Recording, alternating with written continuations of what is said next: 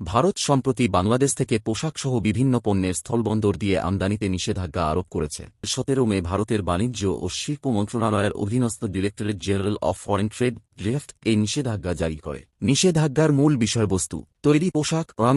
বাংলাদেশ থেকে তৈরি পোশাক এখন থেকে শুধুমাত্র ভারতের কলকাতা ও নাভাসেভা সমুদ্রবন্দর দিয়ে আমদানি করা যাবে। স্থলবন্দর দিয়ে এই পণ্যের আমদানি নিষিদ্ধ করা হয়েছে। অন্যান্য পণ্য, চিপস, কনফেকশনারি, বেকারি পণ্য, বিভিন্ন ধরনের পানীয়, সুতা ও সুতার বর্জ্য, প্লাস্টিক ও পিভিসির তৈরি সামগ্রী, পিগমেন্ট, ডাইস, প্লাস্টিকাইজার ও গ্রানিউল বাদে কাঠের আসবাবপত্র ইত্যাদি পণ্য উত্তর পূর্বাঞ্চলের স্থলবন্দর দিয়ে আমদানিতে নিষেধাজ্ঞার আওতায় পড়েছে।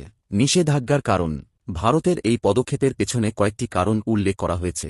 পারস্পরিক বাণিজ্যিক সম্পর্কে টানাপোড়েন: বাংলাদেশ সম্প্রতি ভারতের সুতা রপ্তানি স্থলবন্দরের মাধ্যমে বন্ধ করেছে এবং ভারতীয় পণ্যের উপর কঠোর পরিদর্শন আরোপ করেছে, যা আমদানিতে বিলম্ব সৃষ্টি করছে। কূটনৈতিক উত্তেজনা: বাংলাদেশের অন্তর্বর্তী সরকারের প্রধান উপদেষ্টা মোহাম্মদ ইউনূসের চীন সফরে ভারতের উত্তর পূর্বাঞ্চলীয় রাজ্যগুলোকে স্থলবেষ্টিত বলে মন্তব্য করা এবং বাংলাদেশের সমুদ্রপথকে তাদের একমাত্র অভিগম্যতা হিসেবে উল্লেখ করা ভারতের মধ্যে অসন্তোষ সৃষ্টি করেছে। প্রভাব: এই নিষেধাজ্ঞার ফলে বাংলাদেশের তৈরি পোশাকসহ বিভিন্ন ভোগ্যপণ্যের ভারতে রপ্তানি কার্যত বাধাগ্রস্ত হবে। বিশেষ করে ভারতের উত্তর পূর্বাঞ্চলের রাজ্যগুলোতে, যেখানে বাংলাদেশি পণ্যের চাহিদা বেশি, সেখানে এই নিষেধাজ্ঞার প্রভাব উল্লেখযোগ্য হবে। পরবর্তী পদক্ষেপ: বাংলাদেশের রপ্তানিকারকদের এখন থেকে শুধুমাত্র কলকাতা ও নাভাসেভা সমুদ্রবন্দর ব্যবহার করে ভারতে পণ্য পাঠাতে হবে। এটি রপ্তানির খরচ ও সময় বাড়াতে পারে।